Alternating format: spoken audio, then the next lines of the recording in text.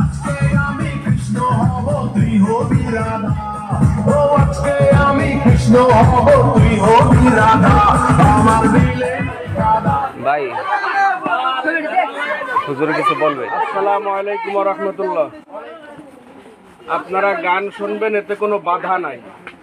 আপনাদের বাড়ির ভিতরে সীমাবদ্ধ রেখে যদি আপনারা শুনতে পারেন শোনেন। মাদ্রাসার ছাত্রদের আর মাত্র কয়েকদিন পরে বোর্ড পরীক্ষা। আপনারা সকালে 8টা পর্যন্ত ঘুমাবেন, কিন্তু ছাত্রদের রাত্রে ঠিক 3:30টায় উঠে যাইতে হবে।